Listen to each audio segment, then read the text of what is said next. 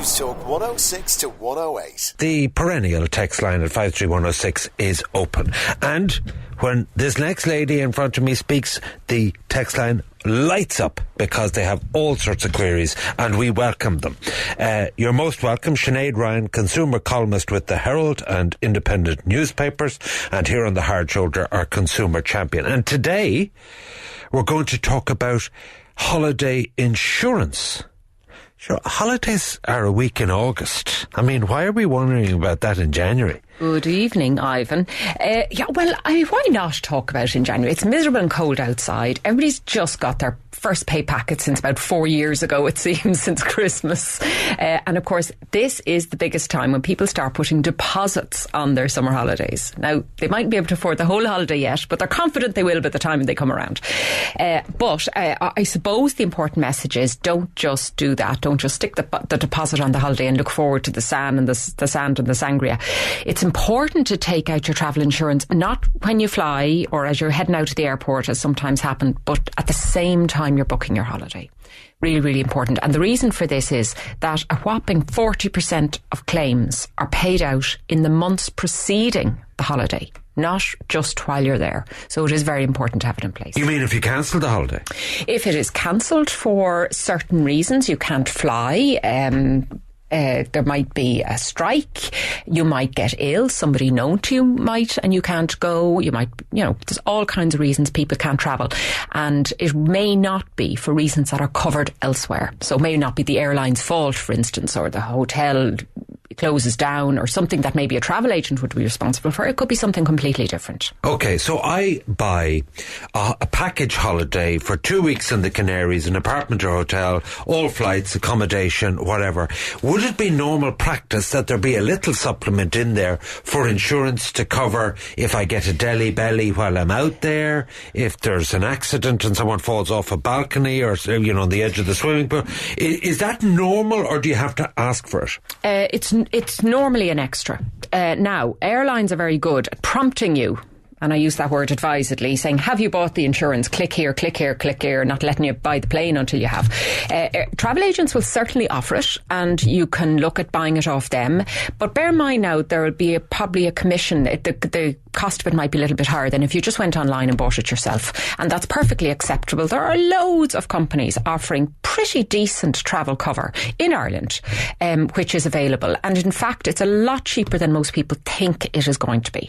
So you're saying to deal with the holiday insurance entirely separate from those you're trading with to buy your travel, to buy your accommodation, or a package offer? Yeah, I mean, you can buy it all together. It's just, I would always say to people, shop around and compare your prices. And but just you're make sure you're not... Like I'd lose my whole life shopping around with you, checking and nitpicking over every darn thing. No, I know. So what you're going to do, you're going to ring me up and say, Sinead, which one should I buy? That's what brokers are for. Go use one of them. So, what? It only takes a minute, by the way. I mean, it took me, I ran a comparison table, and it took me about, 5 or 6 minutes to compare 6 or 7 insurers. It's not that hard. Okay. Well, you, as always, you have provided me with a table here of insurance offers other than tour operators offers. Yes, exactly. So there's lots and lots of companies operating in Ireland that are selling just travel insurance. Now, the first port of call for a lot of people, if it's not their travel agent, is their health insurance company, the VHI or Leia or a place like that. And a lot of those offer travel insurance as well. So again, by all means get a quote, but make sure you're comparing like with like. A lot of the online offers, the policies that are available are very good. Now, you have 2 choices here, generally speaking. You can buy holiday insurance for a single trip. So if you feel, look, it's only the 2 weeks in the Canaries, there's no chance I'm going to get another holiday, well, that's fine. But what most people like to do is buy what's called Multitrip, a policy for the whole year. So you're covered even if you have a sneaky city break, or you get you end up on another holiday that you weren't expecting. All those can be covered. And in fact, here's the thing about it. The Multitrip plan, which lasts a whole year, can often be cheaper than the policy you buy just for your 2 weeks. It sounds mad, but it can be. You see, like, take my situation, which is always the most relevant one. Deirdre has her birthday on Friday, the 2nd of February. And you know what she's doing? She's going off with her 2 daughters, my 2 daughters as well, to Amsterdam. And I'm saying, hold on a second. Like, how many trips do you need to take in 1 year? You're saying if you have one single policy, it means you can be flippity-gibbeting all the time. Exactly. And if I were Deirdre, I'd probably try and cram in as many as possible away from you. But she can go on any trip. The racing is on at Leopardstown this weekend, so right, I don't mind so You're much. not covered for that now. There's no gambling cover in Saturday and Sunday. Yeah. But so therefore, you can get one policy that'll cover... If you go on your annual holiday with the kids, and you can, a business trip, would it cover business trips? And you can get, in fact, a policy, the cheapest one I could find, although there are others, I mean, I only looked at a handful of them, a multi-trip policy for a family of 4, you can get for under €50. I mean, it really is fantastic value. Yeah, it's unlimited. So it's tell me some of the places you can go to get access to that. Okay, so within Ireland, you have Multitrip.com would probably be the biggest known, the best known. That's run by Blue Insurance. So their policies, what you're looking for here is it covering inside the EU or outside the EU? That's going to be a big factor in cost. How many people are involved? So it's just you, or is it you plus a partner plus the kids? And the third thing you have to pay for, which will always add to the cost, are things like hazardous sports. So if you're going skydiving or caving or, backpacking through Australia or something like that, there will be extra costs for that.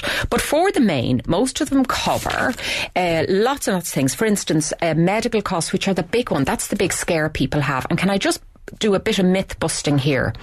There is an assumption out there that if you have private health insurance, you don't need travel cover. If you get sick abroad, the VHI or Irish Life Health or Leia will look after me. Now, that's true only to a very limited extent. It might pay for injuries that, say, hospital stays and things like that, if you break your leg or you get involved in an accident.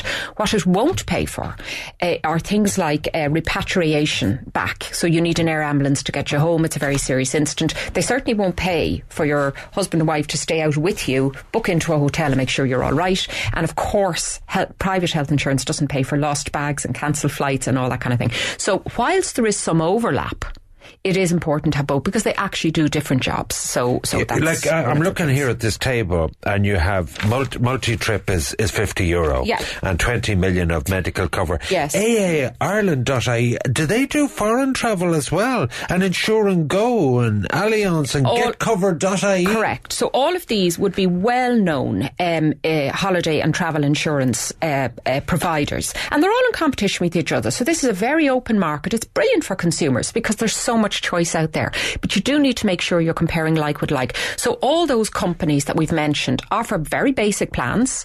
They offer mid-sized plans and then the top of the range fandabby-dozy stuff. I would certainly, if you're going further than the EU, so long haul or over to the States, I cannot emphasise enough how important the best travel insurance you can afford is going to be, because we know what the medical costs are like in America. I mean, it's absolutely ridiculous. The broken leg will hoover up, 10 or 20,000. So you do have to be careful. The other things I would say to you is, people often say, the European health insurance card, that the one that all EU citizens are allowed to have. Oh, sure, have that, I'll be grand. Well, now that only covers you in a public hospital in A&E. So you're brought in and you're treated in a public hospital. That may be fine, but how will you know? So it is important to have all the different Because I have a query here. What about the E111 card? That's it. So that it's just public? That's the European health insurance card now. It's kind of emergency and public. It's emergency. So but maybe their public service is very good in terms of that's fine. But what you'll get is what a citizen of that country would get. Okay. So for instance, let's say a French person has a car accident in Dublin. They're brought to A&E on that health insurance card, the EHIC. They'd still have to pay the €100 A&E charge, and they would still have to wait and be seen at the appropriate time. That's what you get in whatever country you're in. Okay, now a number of queries are here about this, and do older people have to pay more? Because I have a text here. Try buying travel insurance for over 65s and see how expensive. If you have any health condition, good luck. Well, no, I wouldn't quite say that. It is definitely harder to get. Some insurers don't want to quote for over 70s. It's as simple as that. But lots of them do. So, for instance, Multitrip will cover a single trip up to the age of 86. If you're still flying around the Europe at that stage, good luck to you. They'll cover maybe on an annual policy up to around age 70 or 75 in a lot of companies. But here's the thing about elderly people particularly. If you have pre-existing conditions, so for instance somebody has had a stroke or a heart attack or a series of them, and that tends to happen to older people more, they may have an issue with declaring that. If you have private health insurance, again in Ireland, VHI or Lay or Irish Life Health, you do not have to declare pre-existing conditions like asthma or epilepsy or diabetes. There's no problem with that on most policies. Again, it's worth checking. However, let's say you've had a procedure in Ireland, say a scope for an ulcer, and then you go abroad on your holiday and the ulcer bursts. That kind of thing wouldn't be covered. So it's while you're in the middle of medical tests, or indeed if you have had a series of strokes and you may be prone to another one, they may say to you, we'll just exclude that, but we'll cover you for everything else, or we're going to charge you a whole load more if you want that covered. So it's all about negotiating and doing a deal. It's not as black and white as some people think. Okay. You can get the cover if you're older, though. I would try AA aren't very good at that. The VHI cover older people as well very easily. But you, as I say, you could be charged more than somebody who's younger. These policies are underwritten for age. You're listening to Sinead Ryan, consumer columnist with the Herald and Independent, in relation to all your health and travel insurance needs throughout the year. Orla Layden tweeted in, I'm heading to hike to the Everest Base Camp in March.